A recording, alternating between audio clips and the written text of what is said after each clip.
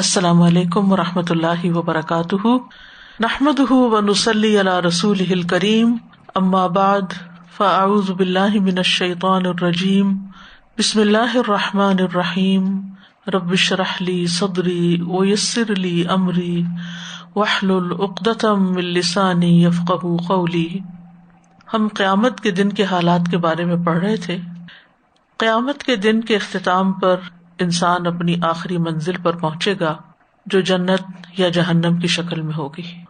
تو اب سے ہم جنت اور جہنم کے بیان کے بارے میں پڑھیں گے، پہلے جہنم کے بارے میں اور پھر جنت کے بارے میں کہ جہنم کیا چیز ہے، لفظ جہنم کا معنی کیا ہے، جہنم کے دیگر نام کیا ہیں، جہنم میں جانے والوں کی تعداد کتنی ہوگی، دروازے کتنے ہیں، جہنم کے فرشتے کتنے ہیں، جہنم کی وسعت کتنی ہے، اس کے درکات کتنے ہیں، اس کی آگ کی شدت کیسی ہے، اہل جہنم کے اوصاف کیا ہیں، اور اس کے علاوہ بھی دیگر موضوعات پر انشاءاللہ ہم بات کریں گے۔ حقیقت یہ ہے کہ جو شخص اس دن جہنم سے بچ گیا، جہنم کی آگ سے بچ گیا اور جنت میں داخل کر دیا گیا، وہی دراصل کامیاب ہے۔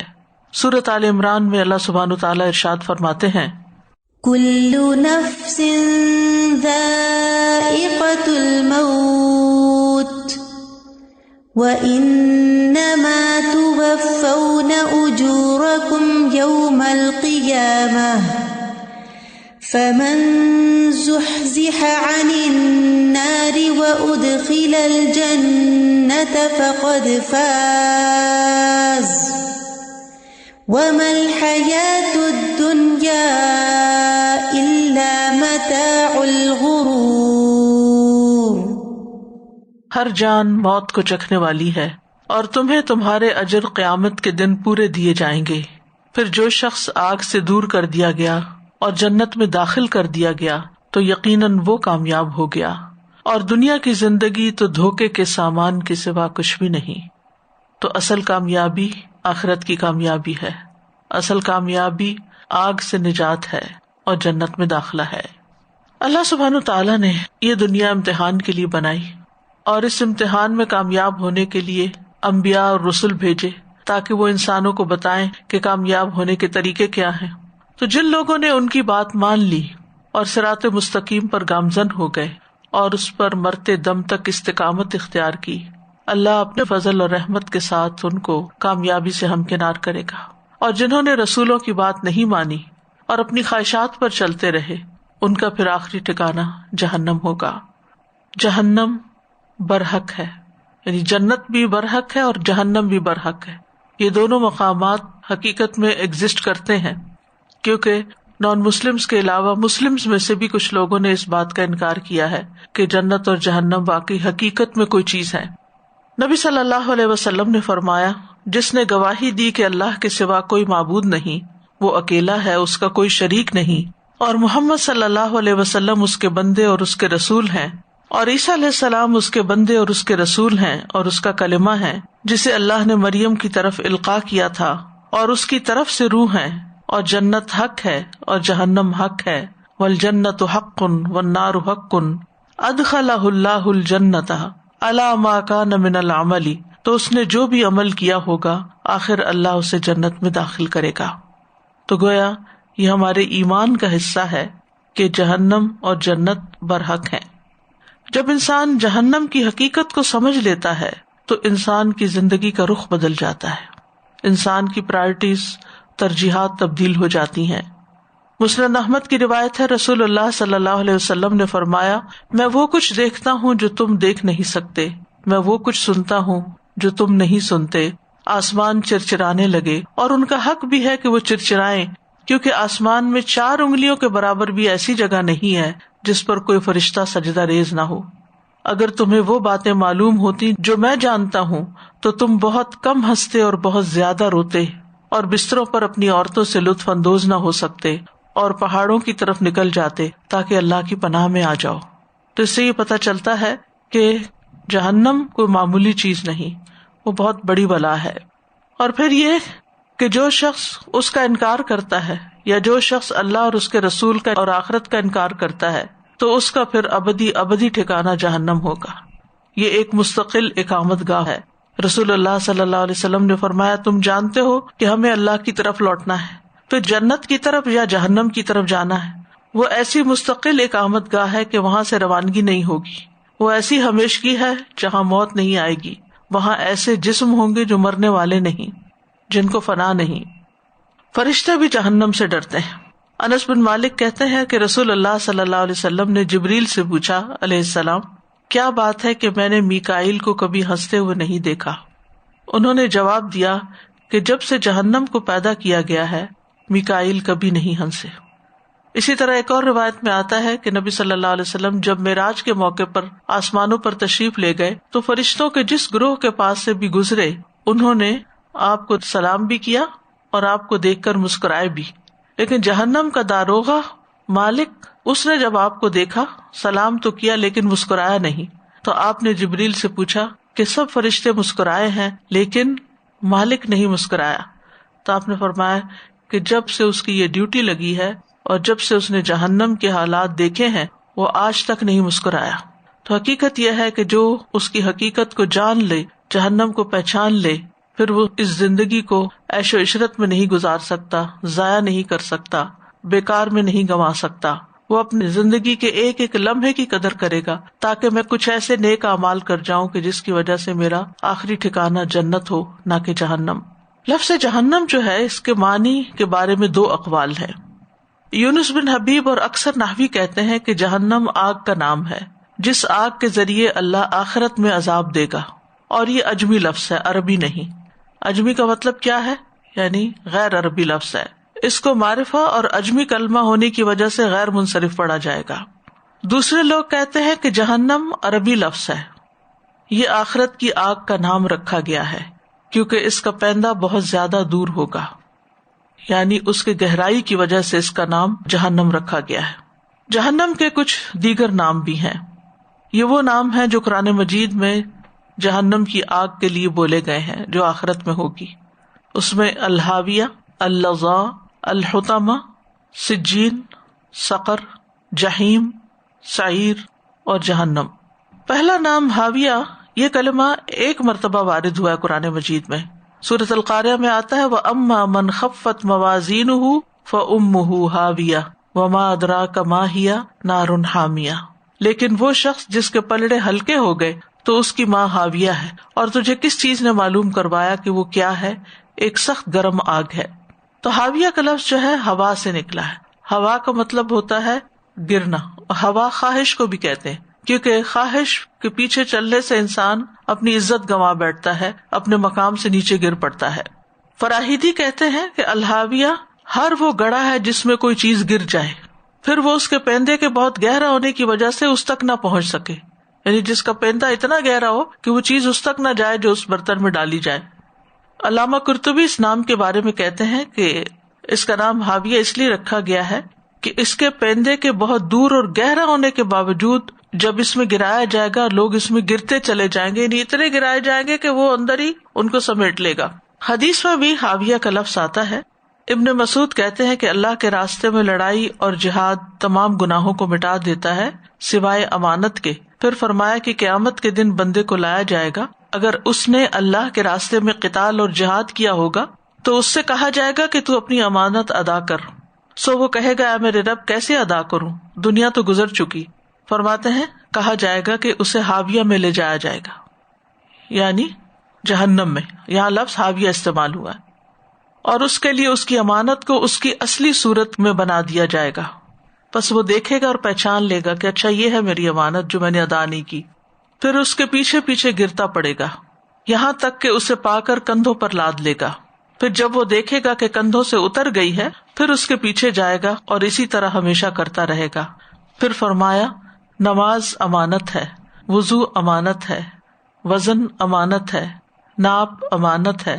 آپ نے بہت سی چیزیں گنوائی اور ان سب سے سخت وہ امانتیں ہیں جو سونپی گئی ہیں. دوسرا ہے لظا. یہ کلمہ قرآن مجید میں ایک ہی مرتبہ وارد ہوا ہے. اللہ سبحانہ تعالیٰ کے اس قول میں جو سورۃ المعارج میں ہے کلا انہا لظا نزاعۃ للشوی، ہرگز نہیں، یقیناً وہ جہنم ایک شعلہ مارنے والی آگ ہے، منہ اور سر کی کھال کو اتار کھینچنے والی ہے. فراہیدی کہتے ہیں کہ لظا خالص شعلے کو کہتے ہیں، پیور فلیم.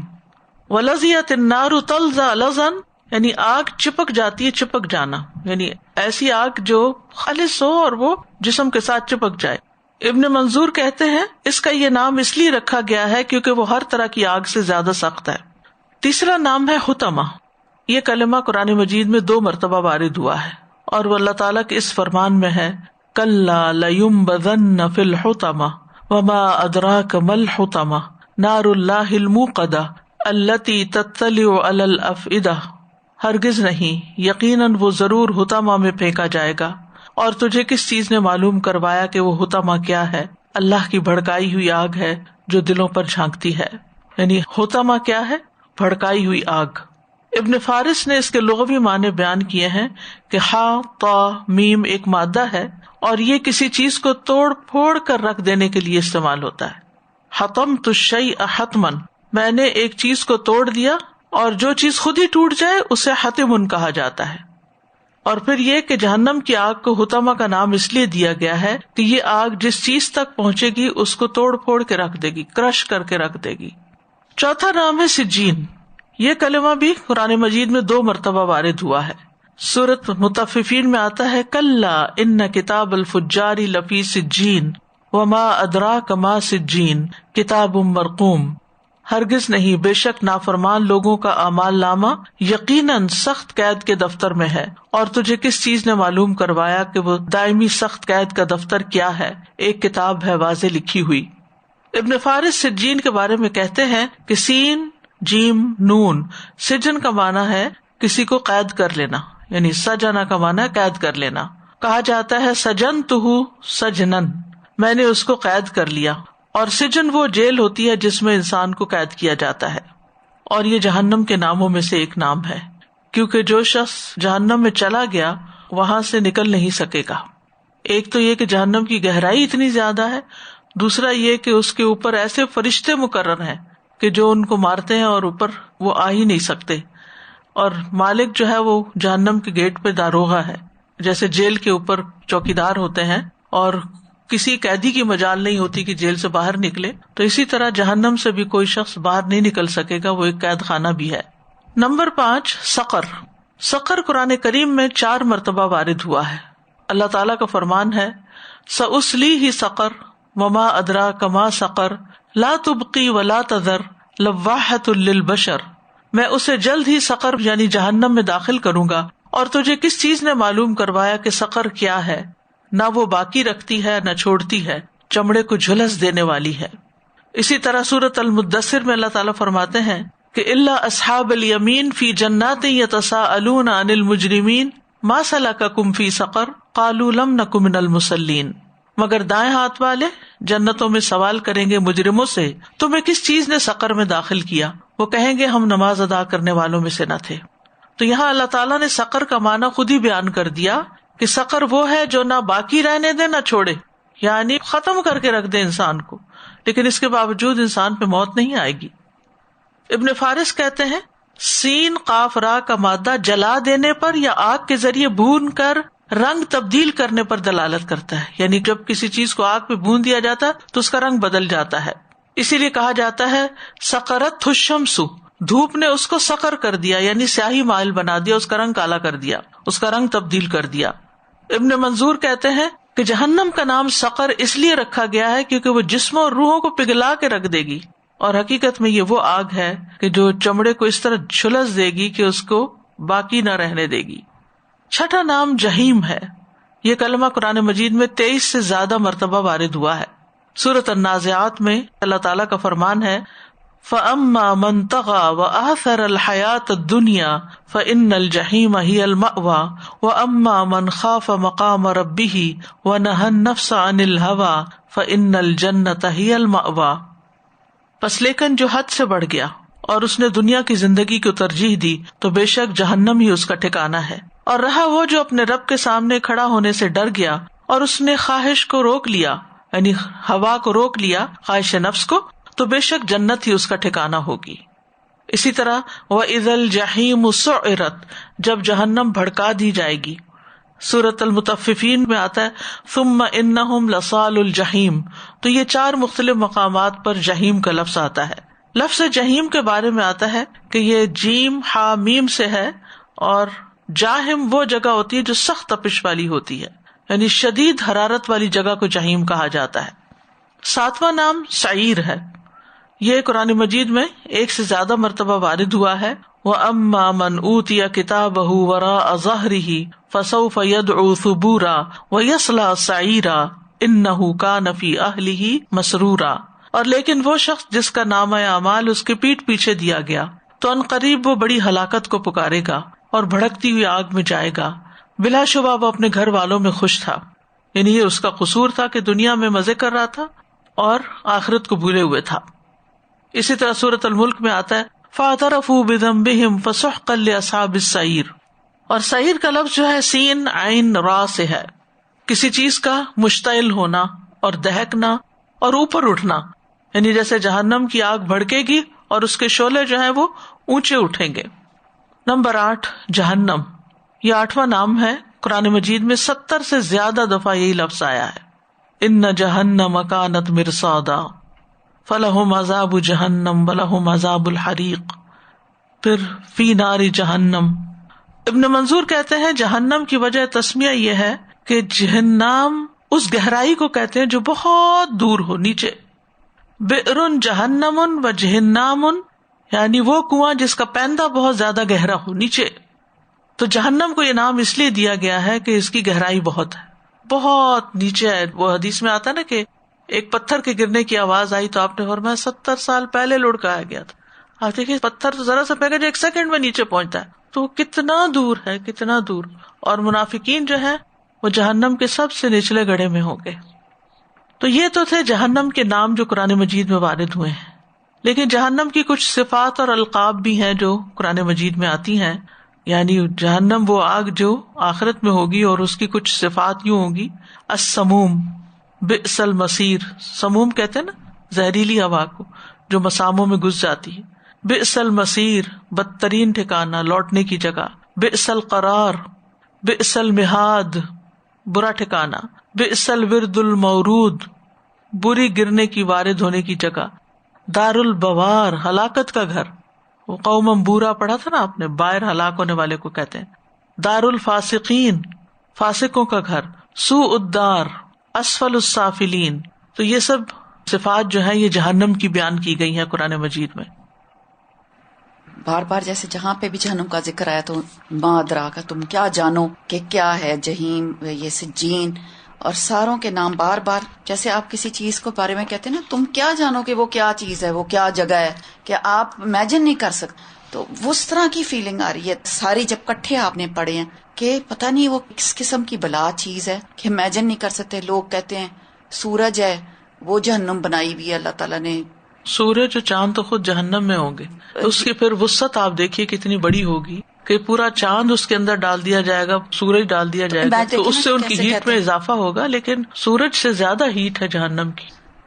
استاذ جی بھی جیسے آپ نے بتایا کہ اس کا جو فرشتہ مالک ہے وہ کبھی مسکرائے نہیں, وہ سینگ از بلیونگ والی بات ہے. لیکن جب اگر ہم کہتے ہیں کہ ہمیں غیب پہ یقین ہے تو پھر ہمیں بھی اسی لیول کا ہی یقین ہونا چاہیے جیسے وہ مالک کو یقین ہے, اور وہ دیکھتا ہے اور مسکرا بھی نہیں سکتا. تو ہم تو پتہ نہیں کہاں ہیں, بہت پیچھے. اور پھر جیسے آپ نے فرمایا نا کہ وہ چپک جائے گی, تو یہاں یہ جو لک ہوتی ہے ٹار جس کو کہتے ہیں, کبھی چپک جاتی ہے تو اسکن بھی ساتھ اتر جاتی. اور یہ جو گہرائی کے بارے میں جو بات ہے استاد جی, امیوزمنٹ پارکس میں نا رائڈ ہے کہ اس کو چھوڑ دیتے ہیں, بس جیسے اوپر جاتی ہے ٹاپ پہ اور پھر اس کو چھوڑ دیتے ہیں, اور فیو سیکنڈز کے لیے وہ فری گرتی ہے, فیو سیکنڈز کے لیے, اور بالکل آپ کو لگتا ہے کہ وہ کبھی ختم ہی نہیں ہوں گے, وہ فیو سیکنڈز ہوتے ہیں کیونکہ کوئی اس کو سپورٹ نہیں ہوتی. اور یہاں دیکھیں 70 سال کی گہرائی ہے, 70 سال کی گہرائی.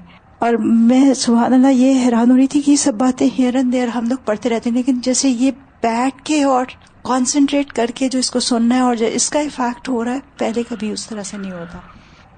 اگلا پوائنٹ جو سمجھنے کا ہے وہ ہے کہ جہنم بنائی جا چکی ہے, تخلیق کی جا چکی ہے. جنت اور جہنم دونوں اس وقت بھی موجود ہیں. امام طحاوی کی جو کتاب ہے عقیدہ طحاویہ کے نام سے مشہور ہے, اس کتاب میں بھی یہ بات موجود ہے کہ جنت اور جہنم دونوں پیدا کیے جا چکے ہیں، نہ کبھی فنا ہوں گے نہ تباہ ہوں گے، کیونکہ اس میں ہمیشہ ہی رہنا لوگوں نے. اللہ سبحانہ تعالیٰ نے مخلوقات کو بنانے سے پہلے جنت اور جہنم بنایا تھا اور پھر ان میں رہنے والوں کو بھی بنا دیا. جس کو چاہے گا اپنے فضل سے جنت میں داخل کرے گا اور جس کو چاہے گا اپنے عدل کی وجہ سے جہنم میں بھیجے گا، اور ہر شخص اسی چیز کے لیے عمل کر رہا ہے جس کا فیصلہ کر کے اس سے فراغت حاصل کی جا چکی ہے. یاد رکھیے امت میں 2 گروہ ایسے تھے، معتزلہ اور قدریہ. انہوں نے انکار کر دیا اور کہا کہ اللہ ان دونوں کو قیامت کے دن پیدا کرے گا، یعنی قیامت کے دن جنت جہنم پیدا ہوں گی، ابھی نہیں ہے. سورۃ آل عمران میں آتا ہے اعدت للکافرین، جس کا کیا مطلب ہے؟ یہ کافروں کے لیے تیار کی گئی ہے، یعنی جہنم تیار کر دی گئی ہے. پھر سورۃ نبا میں آتا ہے ان جہنم کانت مرصادا للطاغین مآبا، یقیناً جہنم ہمیشہ سے ایک گھات کی جگہ ہے، سرکشوں کے لیے ٹھکانہ ہے. اللہ سبحانہ تعالیٰ نے جنت اور جہنم کو تخلیق کرنے کے بعد جبریل علیہ السلام کو اس کی طرف بھیجا. مسند احمد کی روایت میں آتا ہے جب اللہ عز و جل نے جنت کو پیدا کیا تو جبریل علیہ السلام سے کہا کہ جا کر اسے دیکھ آؤ. چنانچہ جبریل علیہ السلام گئے اور دیکھا.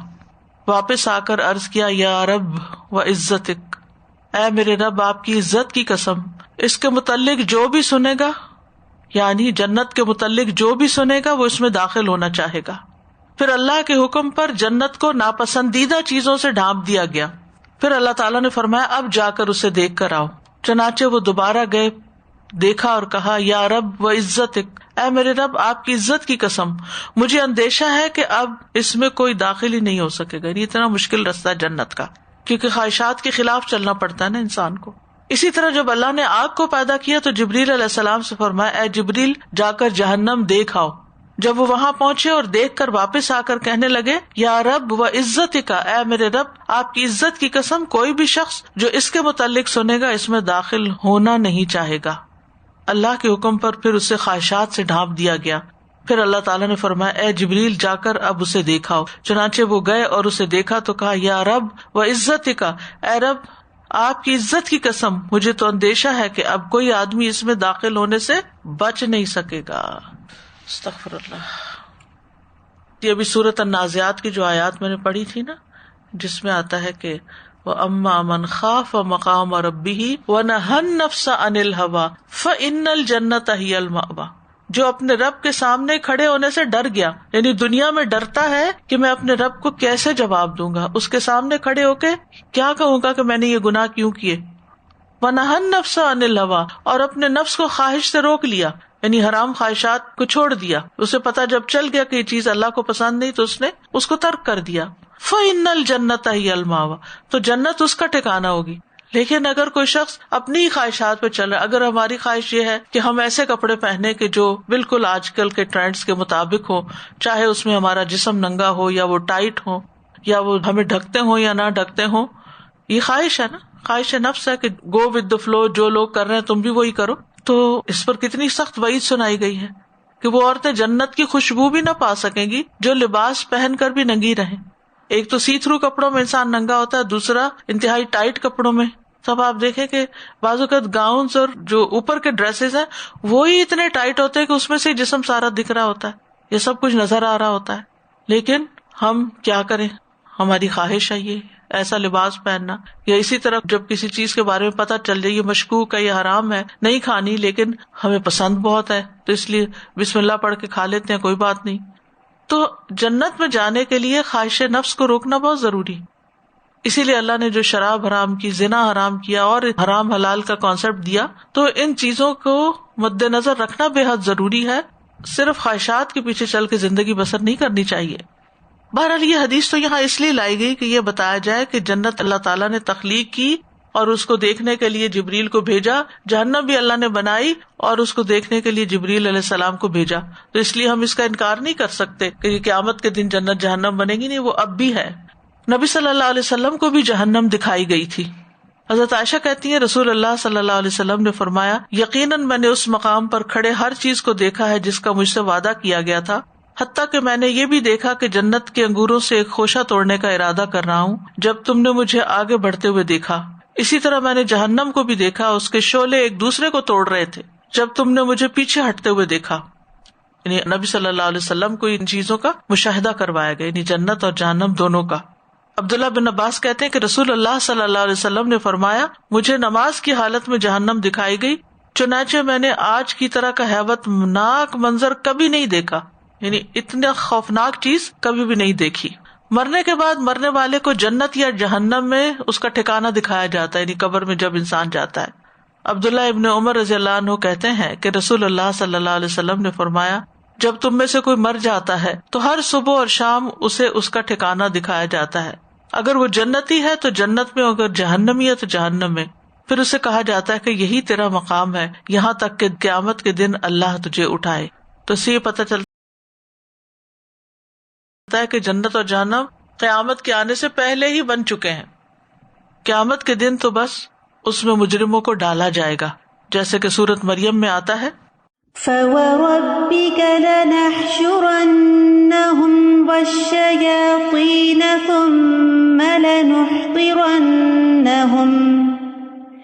ثُمَّ لَنُحْضِرَنَّهُمْ حَوْلَ جَهَنَّمَ جِثِيًّا ثُمَّ لَنَنزِعَنَّ مِن كُلِّ شِيعَةٍ أَيُّهُمْ أَشَدُّ عَلَى الرَّحْمَنِ عِتِيًّا ثُمَّ لَنَحْنُ أَعْلَمُ بِالَّذِينَ هُمْ أَوْلَى بِهَا صِلِيًّا. تو قسم ہے تیرے رب کی، بے شک ہم ان کو اور شیطانوں کو ضرور اکٹھا کریں گے، پھر بے شک ہم انہیں جہنم کے گرد ضرور گھٹنوں کے بل گرے ہوئے حاضر کریں گے، پھر بے شک ہم ہر گروہ میں سے اس شخص کو ضرور کھینچ نکالیں گے، یعنی ہر گروہ میں سے اس شخص کو باہر نکال لیں گے جو ان میں سے رحمان کے خلاف زیادہ سرکش ہے. پھر یقیناً ہم ان لوگوں کو زیادہ جاننے والے ہیں جو اس میں جھونکے جانے کے زیادہ حقدار ہیں. یعنی کس کو جہنم میں جانا چاہیے ہمیں زیادہ پتا ہے. اللہ تعالیٰ اپنے علم کی بنا پر، اپنے عدل کی بنا پر ایسے لوگوں کو جہنم میں بھیج دے گا. پھر اسی طرح کافروں، ظالموں کو قیامت کے دن جہنم کی راہ دکھائی جائے گی اور وہ اس میں ہمیشہ رہیں گے. سورۃ النساء میں آتا ہے، ان الذين كفروا وظلموا لم يكن الله ليغفر لهم ولا ليهديهم طريقا إلا طريق جهنم خالدين فيها أبدا وكان ذلك على الله يسيرا.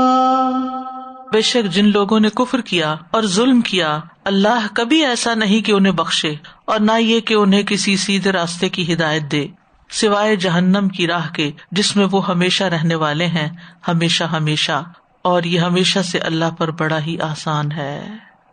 تو کفر اور ظلم یعنی شرک ایسی چیزیں ہیں کہ جو انسان کو سیدھی جہنم میں لے جانے والی ہیں.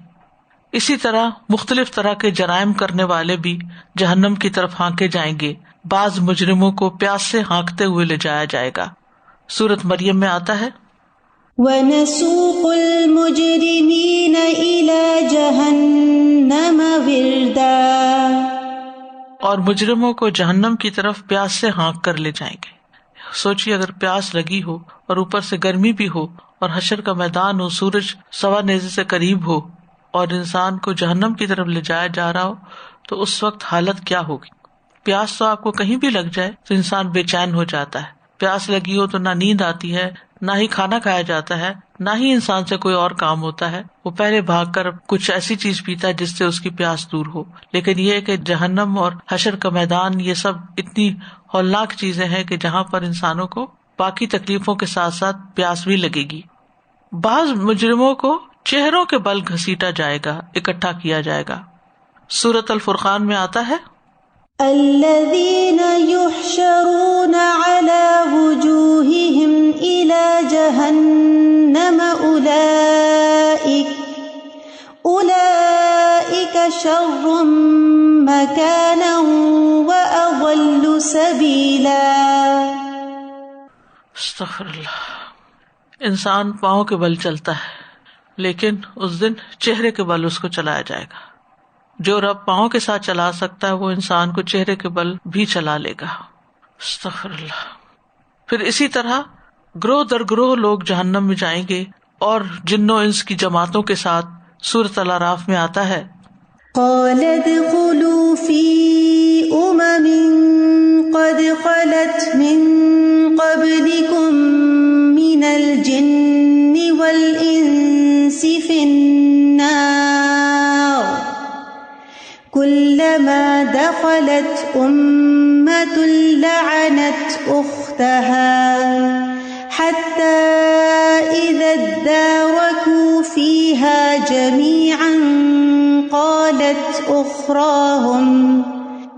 قالت أخراهم لأولاهم ربنا هؤلاء أضلونا فآتهم عذابا ضعفا من النار قال لكل ضعف ولكن لا تعلمون.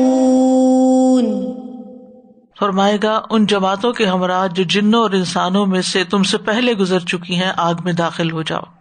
سورۃ الزمر میں آتا ہے کہ گروہ در گروہ لوگوں کو جہنم کی طرف ہانکا جائے گا. وسيق الذين كفروا إلى جهنم زمرا حتى إذا جاءوها فتحت أبوابها وقال لهم خزنتها ألم يأتكم رسل منكم يتلون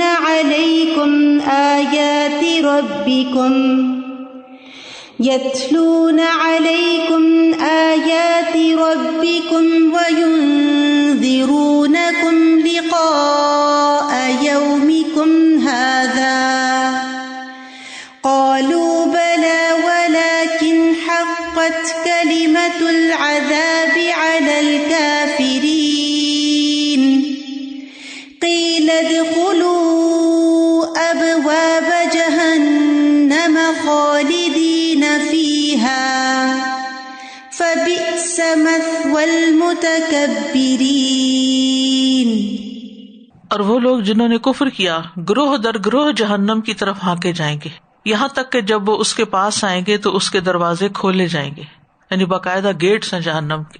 اور اس کے نگران ان سے کہیں گے کیا تمہارے پاس تم میں سے کچھ رسول نہیں آئے تھے جو تم پر تمہارے رب کی آیات پڑھتے ہوں اور تمہیں تمہارے اس دن کی ملاقات سے ڈراتے ہوں؟ کہیں گے کیوں نہیں، لیکن عذاب کی بات کافروں پر ثابت ہو گئی. کہا جائے گا پس جہنم کے دروازوں میں داخل ہو جاؤ، اس میں ہمیشہ رہنے والے، پس وہ تکبر کرنے والوں کے لیے برا ٹھکانہ ہے. تو اس سے بھی پتہ چلتا ہے کہ تکبر کی صفت جو ہے، ایروگنس جو ہے، وہ انسانوں کو جہنم میں لے جانے والا ہے. پھر اسی طرح مجرموں کو ان کے جوڑوں کے ساتھ جہنم میں بھیجا جائے گا. جس سے اگر کوئی ہسبینڈ وائف دونوں جہنم ڈیزرو کرتے تو دونوں ہی کو اکٹھا یا جن کے ساتھ انسان دوستی رکھتا ہے. سورۃ صافات میں اللہ تعالیٰ فرماتے ہیں احشروا الذین ظلموا وازواجهم وما كانوا يعبدون من دون اللہ فاہدوہم الى صراط الجحیم. فرمایا اکٹھا کرو ان لوگوں کو جنہوں نے ظلم کیا اور ان کے جوڑوں کو اور جن کی وہ عبادت کیا کرتے تھے اللہ کے سوا، یعنی معبود بھی ساتھ ہی، پھر انہیں جہنم کی راہ کی طرف لے چلو. پہلے لے جایا جائے گا، گروہ بن گئے، پھر چل رہے ہیں اس رستے پہ، پھر آگے مجرموں کو جہنم میں دھکیل دیا جائے گا. سورۃ دخان میں آتا ہے خذوہ فاعتلوہ الی سواء الجحیم. اسے پکڑو پھر اسے بھڑکتی ہوئی آگ کے درمیان تک دھکیل کے لے جاؤ. سواء الجحیم، اندر تک چھوڑ کے آؤ. پھر یہ کہ سختی سے دھکیلا جائے گا، دھکے مار مار کے. سورۃ طور میں آتا ہے یوم یدعون الی نار جہنم دعا هذه النار التي كنتم بها تكذبون.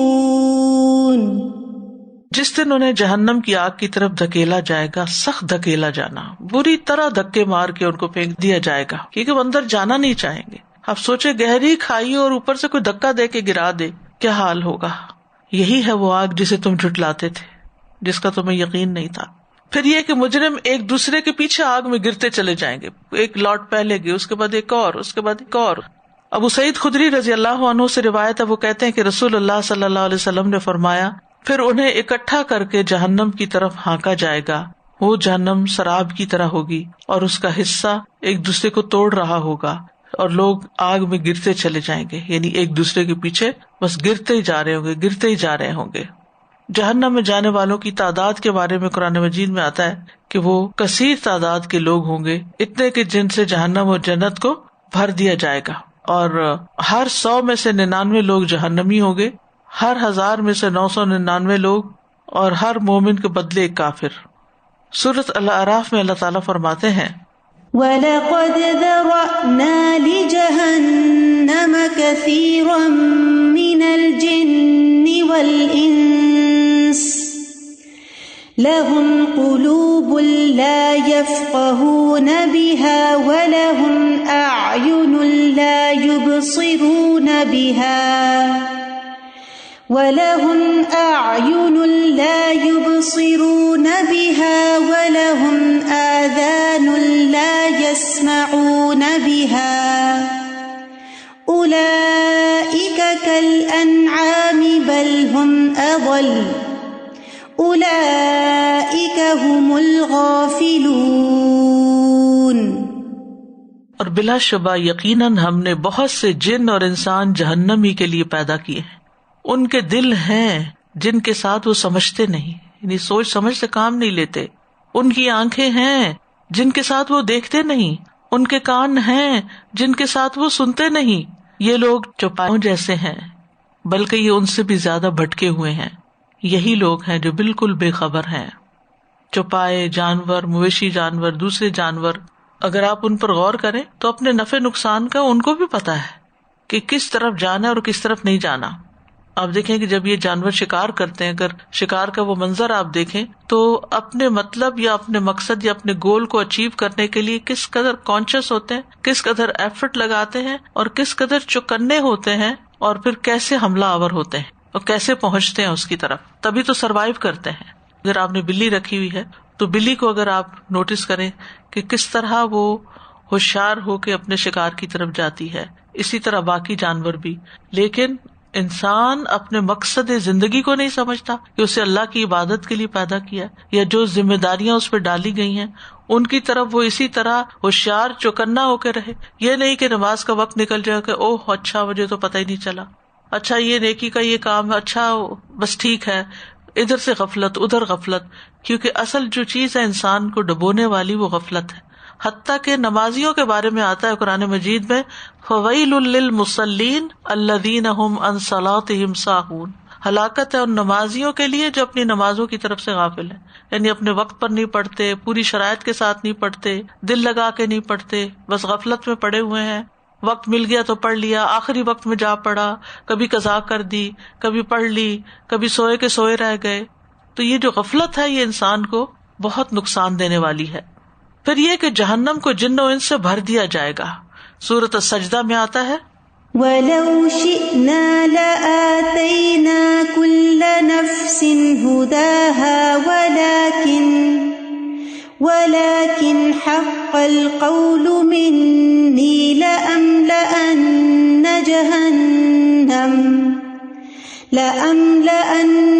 جَهَنَّمَ مِنَ الْجِنَّةِ وَالنَّاسِ أَجْمَعِينَ. اور اگر ہم چاہتے تو ہر نفس کو اس کی ہدایت دے دیتے، لیکن میری طرف سے بات پکی ہو چکی کہ یقیناً میں جہنم کو جنوں اور انسانوں سب سے ضرور بھر دوں گا. یعنی اتنی کثیر تعداد میں لوگ جہنم میں جائیں گے، کیونکہ دنیا میں آ کے شیطان نے ان کو بہکایا، خواہشات سے مغلوب ہوئے، آنکھوں پہ پٹی پڑ گئی اور اندھا دھند لوگوں کو دیکھ کر بلائنڈ فالوئنگ کے ذریعے اللہ کو بھول کر، آخرت کو بھول کر صرف مزوں میں پڑے رہے اور اس انجام کو بھول گئے، حتیٰ کہ اس نتیجے پہ جا پہنچے. ابو ہریرہ کہتے ہیں نبی صلی اللہ علیہ وسلم نے فرمایا قیامت والے دن سب سے پہلے آدم علیہ السلام کو بلایا جائے گا. وہ اپنی اولاد کو دیکھیں گے, انہیں بتایا جائے گا کہ یہ تمہارے باپ آدم ہے علیہ السلام. اللہ تعالیٰ ان کو آواز دے گا, وہ کہیں گے میں حاضر ہوں, میں حاضر ہوں.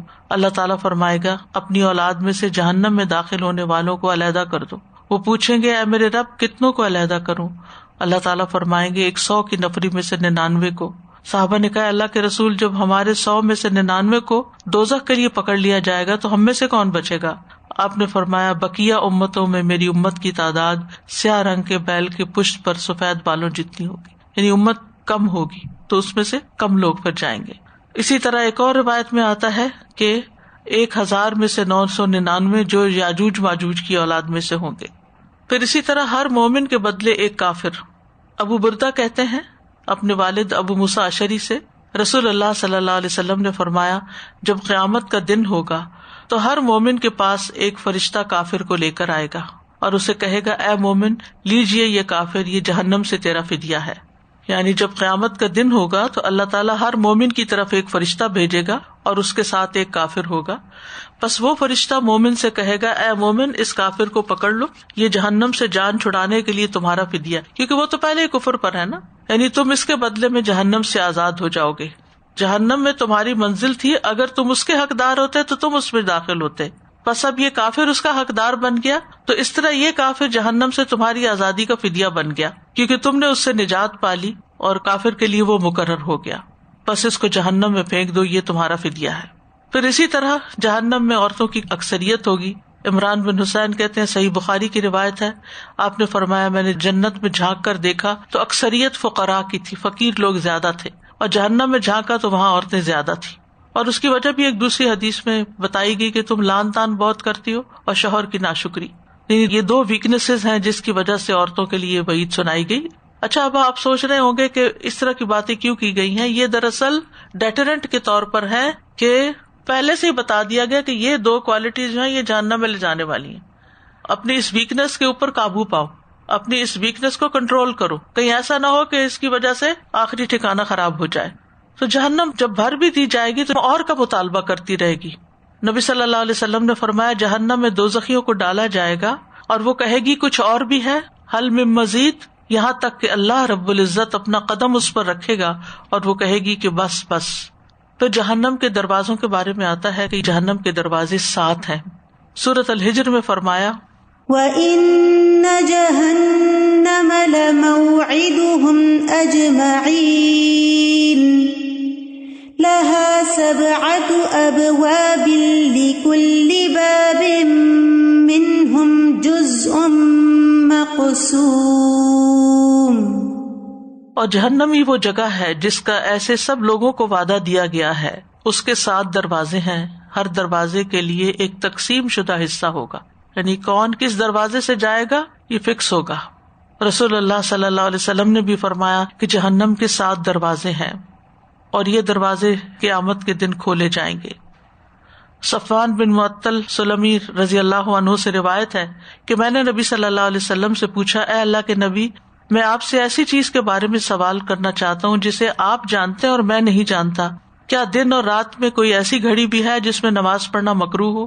رسول اللہ صلی اللہ علیہ وسلم نے فرمایا فجر کی نماز پڑھنے کے بعد طلوع آفتاب تک مزید نماز پڑھنے سے رک جایا کرو, یعنی سورج نکلنے تک, کیونکہ سورج شیطان کے سینگوں میں طلوع ہوتا ہے. اب یہ غیب کی بات ہے, ہمیں نہیں معلوم, لیکن اس طرح بتا دیا گیا جب سورج طلوع ہو جائے تو تم نماز پڑھ لو, اشراق کی نماز جس کو کہتے ہیں. اس میں فرشتے بھی حاضر ہوتے ہیں اور وہ قبول بھی ہوتی ہے. سبحان اللہ, کتنی فضیلت ہے اس نماز کی. یہاں تک کہ سورج تیرے سر پر نیزے کی طرح کھڑا ہو جائے, یعنی زوال کا وقت شروع ہو جائے. یہ ایسی گھڑی ہے جس میں جہنم کو گرم کیا جاتا ہے اور اس کے دروازے کھول دیے جاتے ہیں. جب سورج ڈھل جائے تو نماز عصر ادا کر سکتے ہو. اس نماز میں فرشتے حاضر ہوتے ہیں اور یہ بھی قبول ہوتی ہے. پھر عصر سے غروب آفتاب تک کوئی نماز نہ پڑھو. بہرحال اس میں کچھ نمازوں کے اوقات بھی بتائے گئے, اور پھر یہ ہے کہ یہ اوقات بتائے گئے جہنم کے دروازے کھولے جانے کے, دوپہر کا وقت جو ہے, اور اس کے ساتھ ساتھ یہ کہ قیامت کے دن جب لوگ اس میں ڈالے جائیں گے تو اس وقت ان کو کھولا جائے گا. استاذہ جو یہ کہا گیا کہ جنت اور جہنم جو ہے اس کی تخلیق ہو چکی ہے اور ہمیں اس پہ یقین کرنا چاہیے، تو میں اس کے بارے میں سوچ رہی تھی کہ اس میں حکمت کیا ہے کہ ہم اس پہ ایمان لائیں رادر دین کہ بنائی جائے گی بعد میں. تو اس میں یہی لگتا ہے کہ کوئی چیز مطلب ہم امیجن کریں کہ وہ پریزنٹ ہے تو موٹیویشن ایگزسٹ کرتی ہے تو ڈر زیادہ لگتا ہے، زیادہ موٹیویشن ہوگی جنت کے لیے کام کرنے کے لیے اور جہنم سے بچنے کے لیے. استاذہ جی میں اس کو کنیکٹ کر رہی تھی دونوں چیزوں کو. جیسے جنت کے لیے اللہ تعالیٰ نے فرمایا نا کہ جو اپنے رب کے سامنے کھڑے ہونے سے ڈرا اور اپنے خواہشات کو روکا، تو وہ پھر کنیکشن میں اس کے ساتھ جہنم سے بنا رہی تھی کہ اس کو خواہشات سے ڈھانپا گیا، تو اس نے خود کو روکا پھر وہاں جانے سے اور خواہشات میں پڑنے سے اور وہاں جانے سے، تو پھر اب اس کے لیے رستہ آسان ہو گیا. تازہ جو سورۃ الہمزہ میں حطمہ کا ورڈ آیا ہے نا، اس کے ساتھ اس کے بعد آیا نار اللہ الموقدۃ التی، تو اللہ نے اس آگ کو خود سے نسبت دی ہے. مجھے اتنا ڈر لگتا ہے استاذہ جب میں پڑھتی ہوں نا یہ کہ اللہ تعالیٰ نے ہمیشہ زیادہ اچھی چیزوں کو اپنے سے نسبت دی ہے، لیکن یہاں پہ آگ جو ہے حطمہ کی، اللہ تعالیٰ سب کو بچائے. اور وہاں بھی آتا الموقدہ جو بھڑکائی جا چکی. میاں بیوی کا ساتھ اور دوستوں کا ساتھ اور جو ساتھی ہوں گے وہ ساتھ ہوں گے. تو دنیا میں بھی جب بھی ہم برے کام کرتے ہیں، اکیلا کئی دفعہ بہت کم ہوتا ہے کہ کوئی اکیلا کسی چیز میں ملوث ہو، اس کے ساتھ کوئی نہ کوئی دوسرا ضرور ہوتا ہے. ابھی مجھے شیئر دے رہا ہوتا ہے یا مدد کر رہا ہوتا ہے. کئی بچے مائیں کہتی ہیں کہ ہمارا بچہ ہمارے ساتھ کچھ نہیں شیئر کرتا، گھر پہ کچھ نہیں شیئر کرتا. تو ہمیشہ یہ دیکھنا چاہیے کہ وہ کس کمپنی میں جاتے ہیں، کن کے ساتھ بیٹھتے ہیں، کہاں ان کا اٹھنا بیٹھنا ہے، ان کے ساتھ تعلق رکھنا بہت زیادہ ضروری ہے. استاذہ جی دل میں آ رہا تھا کہ عمل تو خیر کرنا ہی چاہیے، ہر ایسی چیز سے بچنا جو جہنم میں جانے والی ہے، تو پھر دعا کے لیے بھی تو کہا گیا نا کہ دعا بھی کریں پھر جہنم سے. اللہ سبحانہ وتعالی ہمیں اس سے محفوظ رکھے، کیونکہ اللہ ہی بچائے تو انسان بچ سکتا ہے. اللہ کی پناہ لیتے رہنا چاہیے. جی ہاں، وہ لاگوس نائجیریا میں وہ ایک کلاس ہوتی ہے ہماری، تو اس کی ایک اسٹوڈنٹ جو تھی اس کے گھر میں آگ لگ گئی اور ہر چیز جل گئی، لیکن قرآن کی جلدوں کو آگ نہیں لگی. اور وہ ویڈیو بنا رہی تھی اور ساتھ ساتھ بتا رہی تھی اور دکھا بھی رہی تھی. پھر اس نے سارے قرآن کھول کھول کے، کنارے جلے ہوئے تھے لیکن اندر کا ٹیکسٹ محفوظ تھا. پھر اس کو جب میں نے پوسٹ کیا تو کچھ اور لوگوں نے بھی اپنے ایکسپیرینس بتایا. پھر وہ حدیث بھی یاد آ گئی کہ جس دل میں قرآن ہو اس آگ سے محفوظ رہے گا. تو پھر یہ کہ PIA کا پچھلے دنوں جہاز کریش ہوا تھا، اگر آپ کو یاد ہو، تو جہاز کا جو سامان تو جل گیا وہ جل گیا، جو لوگ مر گئے وہ الگ، لیکن جو سامان بچ گیا وہ انہوں نے رکھ کے پھر سارے لوگوں کے جو وارث تھے ان کو بلایا کہ آ کے اپنا اپنا سامان اٹھائیں. تو ایک خاتون گئی تو دیکھا کہ وہ فون اور لیپ ٹاپ اور یہ چیزیں تو جلی سڑی پڑی تھی، لیکن ایک شخص قرآن کا چھوٹا نسخہ جو اس وقت پڑھ رہا تھا وہ بالکل صحیح سلامت وہاں پڑا ہوا تھا. آج کل تو ہم فون پہ ہی پڑھتے ہیں، ہم تو قرآن آج کل لے کے ہی نہیں جاتے کہ اس کی پیروی ہوگی. ٹھیک ہے، لیکن کوئی بات نہیں، اصل چیز ہے پڑھنا اور پڑھ کر اس کے اوپر عمل کرنا اور اس کو یاد کرنا اور اس کے ساتھ وقت گزارنا. ہمارا کتنا وقت فون کے ساتھ گزرتا ہے، کتنا وقت اور چیزوں میں گزرتا ہے. اب صبح سویرے لوگ لے کے بیٹھ جاتے ہیں فون، 5 منٹ صبر نہیں کرتے کہ اذان ہوئی ہے تو جواب دے کے دعا مانگ لے. قبولیت کا وقت ہے، پریشان بھی ہیں اور یہ بھی پتا ہے کہ اس وقت دعا قبول ہوگی، لیکن پھر شیطان بہکا کے اسی چیز کی طرف لے جاتا ہے. ایسی ایڈکشن ہے کہ کھانا کھا رہے ہوں یا کچھ بھی کر رہے ہوں، ساتھ ہی ساتھ ہے، اس کو کسی وقت ہم چھوڑتے ہی نہیں ہیں.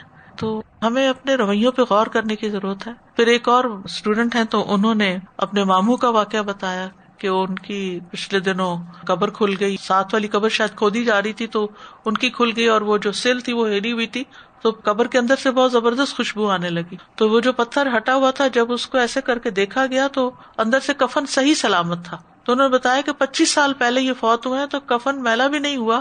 یہ کیا حکمت ہے؟ انہوں نے بتایا کہ یہ نابینا تھے، حافظ قرآن تھے اور اذان بھی دیتے تھے اور مسجد میں بچوں کو قرآن پڑھاتے تھے. میں نے کہا ہمارے ملک میں حافظ قرآن کی، بچوں کو پڑھانے والے کی اور نابینا انسان کی کیا ویلیو ہوتی ہے، لیکن اللہ کے یہاں کتنا بڑا مقام. یہ جو یعنی دنیا میں ان کو اگر عام لوگ، گھر والے تو نہیں لیکن عام لوگوں کی بات ہے کہ ان کو کچھ نہیں سمجھتے، لیکن اصل تو خوش قسمت وہ ہیں، کامیاب وہ ہیں کہ جن کی آخرت بن گئی. دنیا کی شان و شوکت کتنے دن کی ہے اگر وہ اللہ کی نافرمانیاں کر کے حاصل کی جائے اور لوگوں کی نظروں میں انسان بڑا بننا چاہے. تو جو چیزیں ہمیں فائدہ دینے والی ہیں نا ان کا ہمیں حریص ہو جانا چاہیے. یعنی قرآن مبارک کتاب ہے، بابرکت کتاب ہے.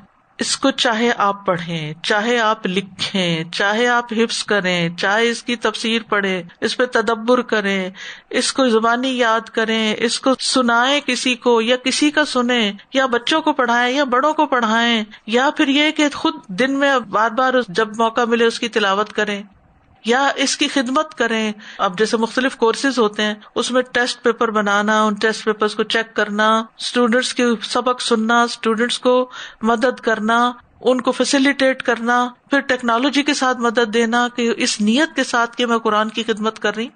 یہ سارا قرآن سے ایک تعلق اور محبت کی علامت ہے. لیکن اگر ہمارے دن میں سارے کاموں کا وقت ہے اور قرآن کا ہی وقت نہیں ہے، یا ہم تھوڑی دیر بس ہاتھ لگاتے ہیں، تو یہ پھر اپنے ساتھ ہی دھوکا کر رہے ہیں، اپنے ساتھ ظلم کر رہے ہیں. ہمارا ہدف اور ہم و غم اور گول یہ ہونا چاہیے کہ صرف واجبی کاغذی کاروائی اور صرف چیک لسٹ ہی نہیں ہونی چاہیے کہ ہاں یہ پڑھ لیا، یہ کر لیا، بلکہ اس میں ہر دن مزید اضافہ ہونا چاہیے اور اخلاص میں اضافہ ہونا چاہیے اور شوق اور محبت میں اضافہ ہونا چاہیے. اس کام کو ایک مجبوری سمجھ کے نہ کیا جائے. اس کی نشر و اشاعت، اس کو پھیلانا وجاہدہم بہ جہاداً کبیرہ میں آتا ہے. اور استاذہ جی ہم تو اتنے لکی ہیں الحمدللہ کہ اللہ تعالیٰ نے ہمارے لیے الہدا جیسا ایک پلیٹ فارم دیا ہے جہاں سے جو آپ نے ابھی بتایا وہ ہر کام ہو رہا ہے، اور کسی میں بھی ہم اپنا حصہ ڈال دیں تو اللہ تعالیٰ بس ہمیں جو ہے ان میں شامل کر دے سب کے ساتھ. اور جتنے اخلاص کے ساتھ خاموشی کے ساتھ کرتے جائیں گے اتنا ہی اللہ کے یہاں جمع ہوتا جائے گا، اور کل اپنی ہی قبریں روشن ہوگی. کسی پر تو کوئی احسان ہی نہیں ہے. کوئی ہمارا شکریہ ادا کرے یا نہ، کوئی ہماری تعریف کرے یا نہ، کوئی ایکنالج کرے یا نہ، کوئی اپریشیٹ کرے یا نہ، کیا فرق پڑتا ہے؟ وہ دیکھنے والا تو دیکھ رہا ہے. اصل جزا تو وہاں سے لینی ہے نا. اور اگر لوگوں سے جزا کی توقع رکھ بیٹھے تو وہاں کا ضائع ہی نہ ہو جائے. وآخر دعوانا ان الحمد للہ رب العالمین. سبحانک اللہم وبحمدک، اشہد ان لا الہ الا انت، استغفرک واتوب الیک. السلام علیکم ورحمۃ اللہ وبرکاتہ.